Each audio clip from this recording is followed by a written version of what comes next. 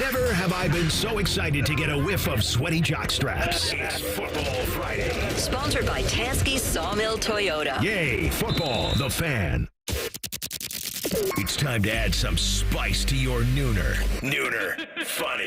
This is the place where big-time guests, bold opinions, and little cute doggies come together. This is Rothman and Ice. Sponsored by Pella Columbus, the #1 rated windows and doors in Columbus. So where's the office, back at Division? Yeah, in the office, baby. Going up.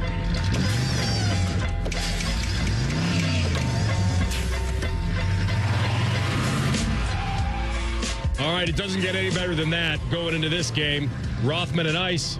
Anthony Rothman biddling for the Iceman. CB at the switches. On days like this, I usually sprint out and hit the wall about 120. I'm not doing that today. We're pacing ourselves, Sergeant. Bids, good to see you. Great to see you, AR. Nice job by CB going up there and taking care of business in Cleveland. The Browns win. My prop bets covered. Nice job, CB. All right, first of all, as long as you mentioned that, I will tell you a couple things. One, Chubb went over his yardage on his second to last carry, and then he got the touchdown. And also, right, before I left here at 3 o'clock, I did change my pick to the Browns. He didn't want me to do it. He tried to steer me away from it. Talked about his offensive line, and I said, hey, I delivered the stat of stats yesterday, and I'm not going to do that and then not follow it. So that's right. That's right. He was there. And Jameis was well under 34 passing attempts. 34 and a half was the over-under, so we hit the under on that. It was the over on Chubb, 52 and a half rushing yards. And the over, remember, the over, it was 15 and a half or 14 and a half for carries for Chubb, and right around there. Too. And he went way over that. Didn't he have 20?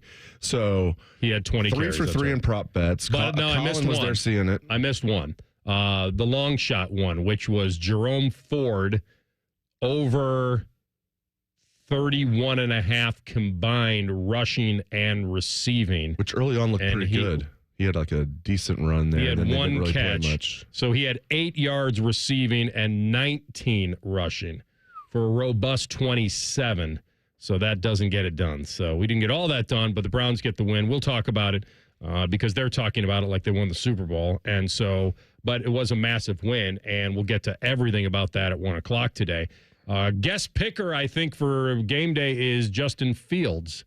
I know there's always certain odds. There's a little odds chart on who's coming back. So Fields, who played a pretty big role in that game last night, and he just happens to be all good and ready in Ohio, so all he had to do is drive down, as Herbie will as well. So we've got that. We also have something, speaking of coming down, we have a spread that is all over the freaking board on this game. Yesterday, it went up to 13 and even got to 13 and a half in favor of Ohio State. It has come back down to 10 and a half, and I saw it in some places at 10. So as I said yesterday, water finds its level. I think this was always supposed to be a 2-score spread for Ohio State. It never got over that key number of 13 and a half. And what that tells me is when it did get to 13 and a half, a lot of people finally said, that's too much. I'm betting on Indiana.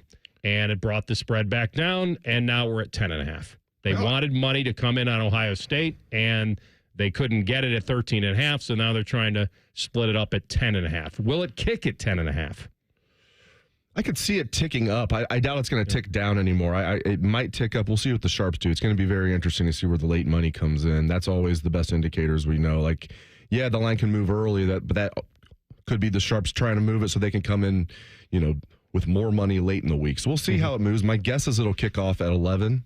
So either no movement or barely some movement Ohio State's way. And I think another reason that in addition to it just got too high, I think because people are saying things like, yeah, if an offensive lineman's out, it just doesn't move the line. I think people like smart bettors realize they're losing their center a few weeks after losing their left tackle. How is that not going to affect the line a little bit? I've heard people say ridiculous things like that cost Ohio State a touchdown right there. No, it wouldn't move the line 6 or 7 points, but moving a half point, a point, that seems about right if you're without your senior starting center who might have won the Remington Award. We'll see how they do with Hinsman at center, and then Sierraveld at left guard. They cannot withstand any more injuries. Maybe these guys can hold the fort down. They cannot withstand any more injuries up front. Yeah, listen, it feels like it would be very obvious to say that the key to this game is certainly on Ohio State's offensive line with the big tragic injury that they suffered. I do feel like going against this Indiana football team, and it doesn't feel like it's going to be as bad as it was earlier in the week, right, CB? I think it's going to be high 40s. It doesn't look like it's going to be raining like, it looked like it was going to be on Monday. It looked like it was going to be like 43 and rainy, and that would really debilitate Indiana. But now it looks like they will be able to swing it around. Just a quick peek into my overs and unders. I think Saturday was around like the 42, 43 mark. I think it's supposed to be like warmer than that now. And by the way, I was watching the Browns game last night. Don't tell him that. He'll change his line on the over-under. No, Sunday's going to carry us. Sunday. I'm sorry. I thought you were saying Saturday. So here's the thing. I was watching the game last night thinking how much I'm sure a lot of people are thinking this, how much I love watching football in snow. It's one of the best things in life, not just sports. I didn't want to watch Ohio State, Indiana in snow, though. I wanted to watch a game like that in snow last night on TV. I want this to be a clean field at least I guess as clean as it can be. Sometimes it's a slippery field even when it's dry out there. But seriously, though, I'm glad the weather is going to be still late November weather, still in the 40s, but nothing where it's going to be like, oh, geez, 30-mile-per-hour winds, and, it's just wet the entire game. So I think the weather conditions, that helps Ohio State out, if anything. Really? See, I think it's the opposite. I think it helps out a pass-heavy team in Indiana. I always think it helps out the faster team. The faster team. Okay. Well, I'm looking at it from a standpoint of that Indiana feels like they've been carried by this offense a lot. Their defense is good, but I feel like it's their ability to put points up with that arm of Kurtis Rourke and then filter in the run game and screen plays and all that. I just thought if it was a bad weather game, that would certainly favor Ohio State, but we're not going to get it. It looks like it's going to be in the 40s and dry, so that's good news. The other part is the fact that Ohio State now has kind of a layer to play for Seth. It feels like they have something to prove. And I look at this offensive line bids as the key to the game, but if you kind of remove that just for a second, it really is this defense against Indiana's offense. If Seth were playing and this injury never happened, I think our focus would really be on Ohio State's defense being all the way back or not against an Indiana offense that has proven they can put points on the board. And I think that would have been the tail of the tape. I think we would have been talking about that a lot, especially coming off Northwestern, that, picking up a 3rd and 13 on a run play and guys getting caught just trying to be run stuffers and can't get off blocks last week in the first quarter. And it's almost like you could read a little more even before you kind of slam it, the way some of the linebackers have been playing for Ohio State. But I thought, and everybody knows this, they can just wear teams down eventually, and usually talent will win. Indiana's got talent. Do they have the talent across the board that Ohio State offers up? They don't. And so I could almost see a very competitive first half, and then Ohio State's signature move has been to put their foot on people's throat in the third quarter and then try to make it a really tough, opportunistic defensive game for their defense and getting sacks and picks. Rourke is not a runner. He can run, but he's not a runner.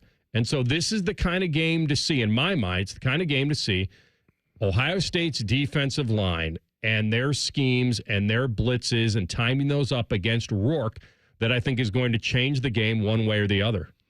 And you're right, Rourke is not a runner, but don't be surprised to see them bust out a couple of called quarterback runs. I'm not just talking about improvising. I bet they'll have a couple of called quarterback runs because he only has 17 yards rushing this season. But during his career at Ohio University, over 800 rushing yards for Kurtis Rourke. That includes sack yardage, which topic for a different day. They really shouldn't include that in your rushing yards as a quarterback. They don't in the NFL.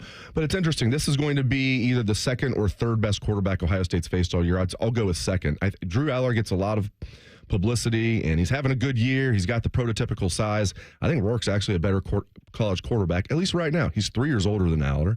He's a sixth-year senior. I'll give it to Dylan Gabriel. And Ohio State struggled against Gabriel, played well against Aller. How are they going to do against Rourke? Especially where's Ohio State really struggled? Denzel Burke, who a lot of people, myself included, foolishly were touting as maybe a late first-round pick coming into the year. You can't find a mock draft anymore, Anthony, that has Denzel Burke in there. So Rourke is a well-coached Indiana team, of course, with a really good quarterback in Rourke and 3 good receivers. They're going to be targeting Burke. And Igbinosun is so handsy. Sometimes he has great coverage. He just can't help himself but hold receivers. So they're going to attack those guys. And We've also seen Denzel Burke have a little shorter leash. They've been putting Jordan Matthews in there if Burke struggles. So that's something to keep an eye on. Excuse me, Jermaine Matthews. Sorry. That's something to keep an eye on there. And then, obviously, it boils down to who's going to win the battle of the line of scrimmage on both sides of the line. If Indiana can get after this new-look Ohio State offensive line, that's going to be a problem for Ohio State. If all of a sudden Ohio State can just establish the run and then hit them with the pass, that's where I think Ohio State probably feels like they have a good advantage when they look at Indiana's secondary. Indiana's front seven, while maybe has a bunch of former 3-stars, I think you throw that out the window. It's such a well-schemed defense. For them to be one of the best defenses in the country in sacks and TFL says a lot. Now, have they played a lot of weak offenses? Yes. I will say Indiana's played some good defenses. Their offense has faced some good defense. They really haven't played many good offenses. So their defensive stats might be a little inflated, Anthony, but this is still I'm very impressed with Indiana's coaching on both sides of the ball. Their D coordinator actually was here for a year under Urban as a grad assistant in 2013. Indiana's current defensive coordinator, who followed Cignetti from James Madison, actually spent a year in Columbus as a grad assistant under Urban. So 11 years later, he's now running Indiana's defense, and young guy, coach on the rise. So they have a head coach everybody knows about, the new $72 million man in Cignetti, and their D coordinator is a young guy who's definitely on the rise. Yeah, so that's Brian Haynes, and I feel like the situation that you brought up is the exact tail of the tape that I was talking about, which is this is Ohio State's defense against Indiana's offense to me all day long. It really is. If Indiana gets up, they have points on the board, and they feel like that they're rolling.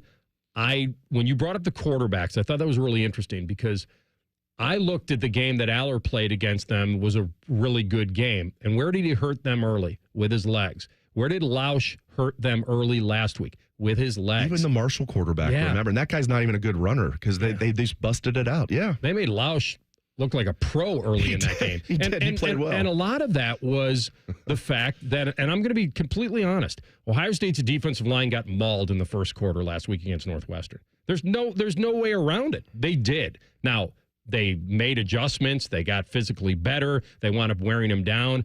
I do think that's what they can do to Indiana. Indiana defensively, they do not rotate dudes.